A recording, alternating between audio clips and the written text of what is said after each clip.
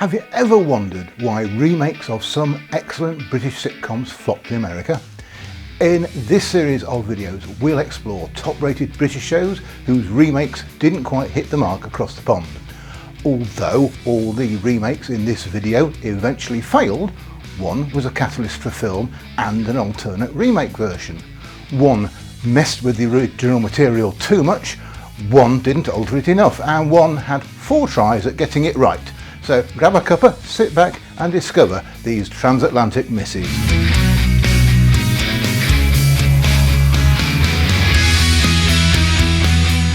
We are starting at the 60th best ever British sitcom as voted for on the Ranker website in April 2025. The thick of it ran from 2005 to 2012, satirising the inner workings of British government through the eyes of hapless politicians and their cynical staff. Set primarily in the fictional department of social affairs, the show follows the often chaotic attempts to navigate policy, media storms and personal agendas. The 5 times BAFTA award-winning show was created by Armando Iannucci, who was principal writer on many of the episodes. The key figure is the fearsome, foul-mouthed spin doctor Malcolm Tucker, played by Peter Capaldi, who relentlessly manipulates events and people to maintain control. With its sharp writing, fly-on-the-wall style and memorable characters, the sitcom exposes the absurdity and often petty nature of political life. The term omnishambles, a combination of the Latin prefix omni, meaning all, and shambles, a state of total disorder, was first used in the show in 2009. It was used by Malcolm Tucker to describe a situation of utter chaos and mismanagement. The word gained significant popularity outside the show, and in 2012 it was named the Oxford English Dictionary's Word of the Year. The show highlighted and predicted many government issues, but struggled to continue as modern politics became increasingly absurd. The original UK series was shown in the US on BBC America from May 2006, so it does beg the question, why remake the show at all? Notably, even when the show was aired at midnight, the swearing was still bleeped out. The result was described by one of the writers as sounding like a lorry reversing into a heart monitor. Iannucci wanted the BBC to pitch the show to the cable channel HBO since they would allow more creative freedom, but the BBC sold the rights to the Disney-owned ABC network without telling him, as they offered more money. Still, some top talent was on board, including Arrested Development creator Mitch Hurwitz, with mockumentary Spinal Tap writer Christopher Guest as director. It was to star Guest's regular mockumentary buddies Michael McKean and John Michael Higgins, and would focus on a low-level member of the US Congress and his staff. Heading into production, Iannucci declared himself eager to tackle a satire on American politics, claiming he had a freakish obsession with the subject. He was given an executive producer credit and was flown out to Los Angeles to take meetings, but none of them of any consequence. So he flew home saying, "This is shit." The pilot was shot in late 2006, early 2007, but it never aired. It seems very few people outside the production even saw the pilot, but luckily a reviewer from the Televisionary website did see it. They said it was well cast but tedious, with only a few scenes demonstrating the satirical edge of the original. In particular, they criticised Oliver Platt's performance as Tucker, complaining that he was too nice, lacking the character's no-holds-barred ferocity. Part of the problem would be that the American remake was cleaned up to such an extent that it was no longer funny. HBO would not have been so prudish regarding the foul language. When you strip that out of the show, it loses character, momentum and realism. Seemingly trying to distance himself from any blame, producer Jeremy Whittam revealed on his website that essentially everything went wrong with the production. The script was not even finished by the time the show was hastily rushed into production to meet network deadlines. While the reason for withholding the pilot from public release isn't known, it is most likely because many people involved in it distanced themselves from the failed project. Not so much as a bootleg had surfaced online until November 2023, when the full pilot appeared on YouTube. Within a month, the video and the YouTube channel it had been posted on were deleted. However, this brief excerpt has survived, but without any audio track. After the pilot was rejected by ABC, Iannucci was quick to distance himself from the US remake and was thankful it was not broadcast, saying, "It was terrible. They took the idea and chucked out all the style. It was all conventionally shot and there was no improvisation or swearing. It didn't get picked up, thank God." When he showed it to the British cast, he said, "It couldn't even hold our attention. It was just really boring." However, the experience turned out to be useful inspiration for his 2009 film In the Loop. He said it was about the Brits going to America thinking they're going to conquer the world because the Americans love them, and then realising, no, they've just been used. There was a successful American reimagining of The Thick of It in 2012 with Veep. This time it was with swear-friendly HBO, where Iannucci developed what he described as a companion piece to The Thick of It. It was the same premise but moved to the Vice President's office in America. The 58th best ever British sitcom is The Fall and Rise of Reginald Perrin. Reginald Perrin is a disillusioned middle-aged sales executive at Sunshine Desserts who is driven to bizarre behaviour by the monotony of his life and his overbearing boss, CJ. Reggie fantasises about escaping his humdrum existence, then fakes his own death by leaving his clothes on a beach. Returning in disguise, he observes the unchanged world he left behind and remarries his wife. Eventually exposed, Reggie starts a successful business selling useless junk. Bored again, he tries to sabotage it by hiring incompetent staff, but it thrives. Finally, he disappears with his wife, later reappearing to run a self-help community for the equally disillusioned. The show was written by David Nobbs and based on his book, The Death of Reginald Perrin. The book was later reissued in the UK as The Fall and Rise of Reginald Perrin. So, perhaps if the Americans liked the book, a US version of the show might go down well there. Despite the scripts being very similar to David Nobbs' originals, the American adaptation for ABC in 1983 failed to capture the magic of the British series. One critical point raised was that the American adaptation started with Reggie already exhibiting bizarre behaviour without showing the descent into madness caused by the monotonous life depicted in the British original. This reportedly made it harder for viewers to sympathise with the character's rebellion. There were noticeable differences in the supporting cast compared to the British show. For example, Reggie's boss, CJ Wilcox, was portrayed as a younger, more conventionally good-looking character in Reggie, which some felt was a miscasting. Additionally, Reggie's layabout son Mark, a minor character in the British series, was made a regular in the American version. Many reviewers at the time and later analyses noted the similarity between Richard Mulligan's portrayal of Reggie and his character Bert Campbell in the sitcom Soap. Some felt he was essentially playing the same dithering comedic persona. In the New York Times, John Corrie wrote, "He dithers, he does double takes, he mugs. If you think this is funny, you'll think Reggie is funny." Critics at the time gave Reggie a mixed reception. Some acknowledged its comedic potential, noting that the premise of a midlife crisis was a decent foundation for a comedy. Reggie failed to resonate with American audiences. Some felt it lacked the heart and relatable frustration that made the British original so popular. Some found the humour, especially Reggie's fantasies, to be rather tame and lacking the slightly edgy or risque nature of the British series.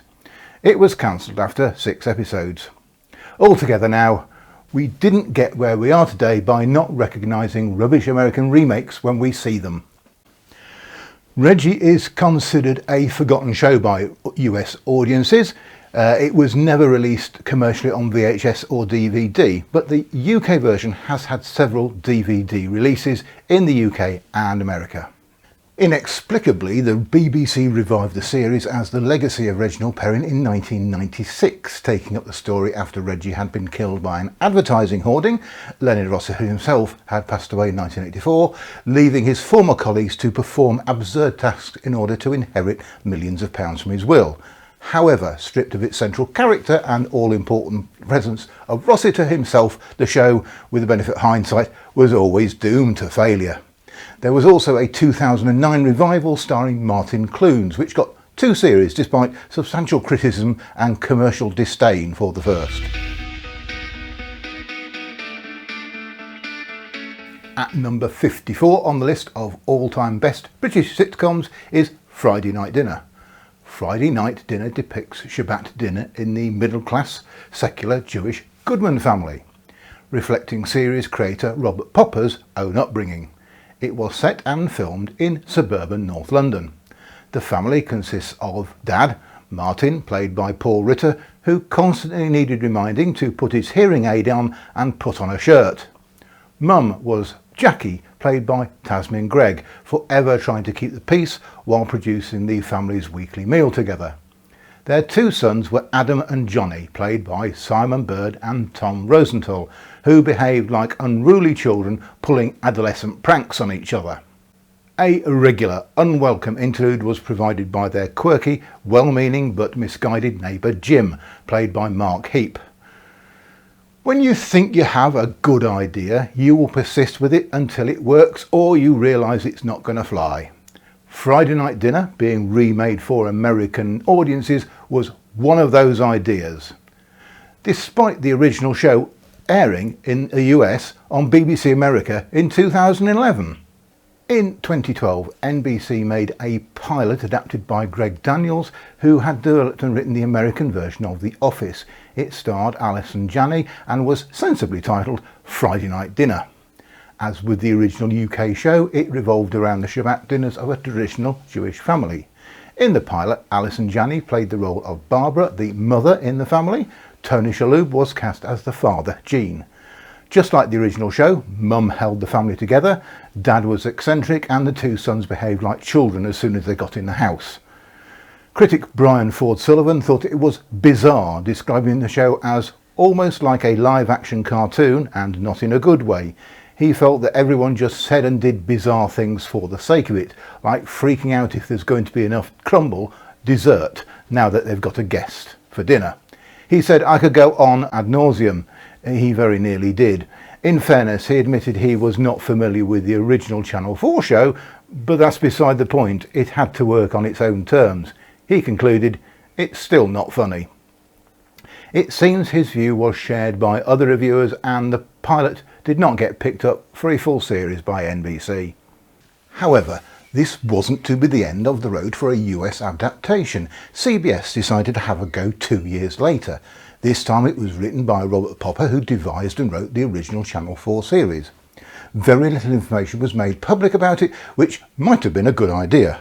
While a pilot was broadcast, there seemed to be no reviews about it, but as it wasn't made into a series, that's just a technicality. CBS were not finished with the idea, but the 2016 attempt was to be titled Sunday Night Dinner. It was written by King of Queens co-creator Michael Wythorne and former Modern Family executive producer Dan O'Shannon. Robert Popper was one of the executive producers.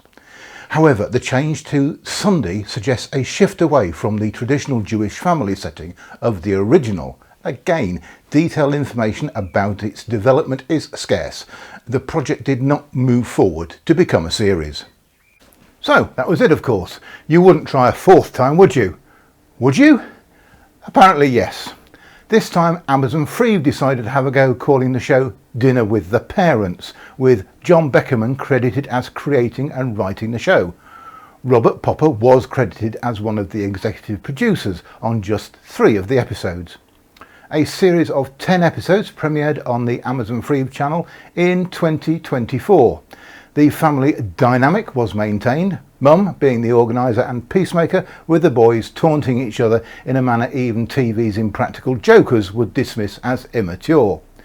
Dad, although socially inept instead of being a scatterbrained hoarder, is an overbearing loudmouth prone to impersonating Al Pacino. Then there's the next door neighbour, no longer a nerdy bachelor terrified by his Alsatian sidekick, but a charmless womanising sports bro. Why would anyone want to entertain him at all? Critic John O'Brien was disappointed, criticising the show for being as generic as its title.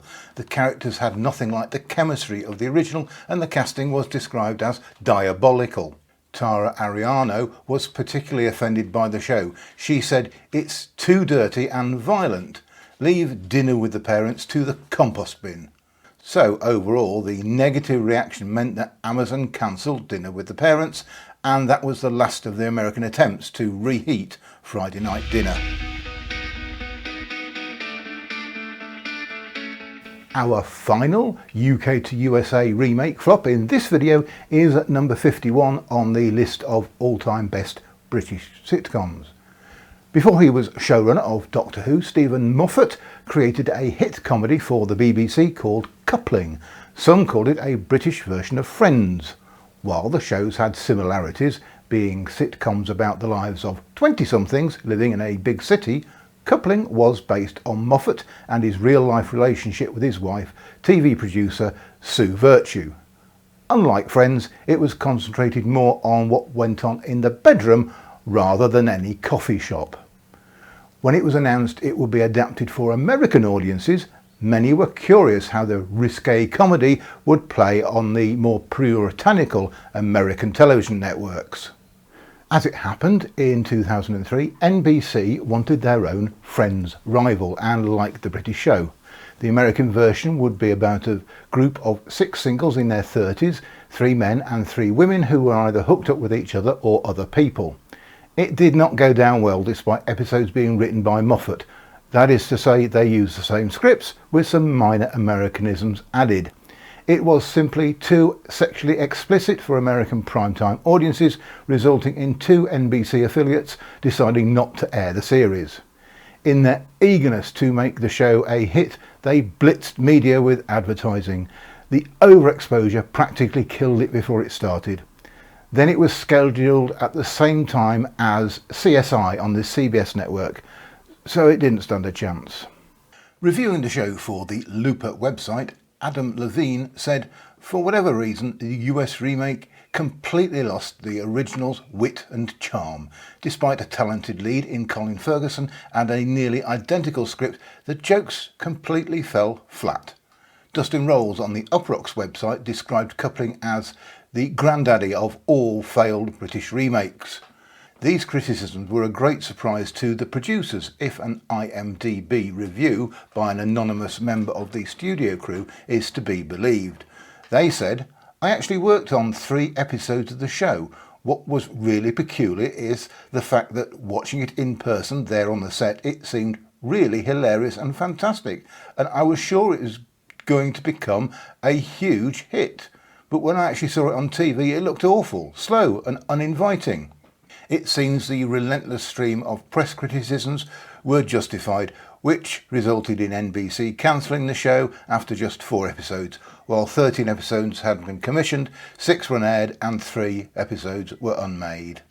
As if to rub NBC's faces in their failure, cable network BBC America showed the British version immediately after the NBC episodes aired to remind viewers why the original Coupling was superior. Later, Moffat would blame NBC for the remake's failure, saying in 2007 the network effed it up because they intervened endlessly. Even NBC president Jeff Zucker, who brought Coupling over to the network, said of Coupling that it just sucked. NBC would have much better luck critically and commercially when it adapted the UK version of The Office less than 2 years later. Incidentally, for a more successful adaptation of Coupling, we can look to Greece, where the show ran for 3 whole months before being dropped. It seems that sometimes changing something is a bad idea, and other times leaving the original more or less untouched doesn't work either. It has to be said that the fondness of American producers for British shows is flattering, but the end results are often less than satisfactory. As we will see, it can only get worse as they rework more of our best loved British sitcoms. If you saw any of the American remakes or just cringe at the thought of them, let me know what you think in the comments. Thanks for watching.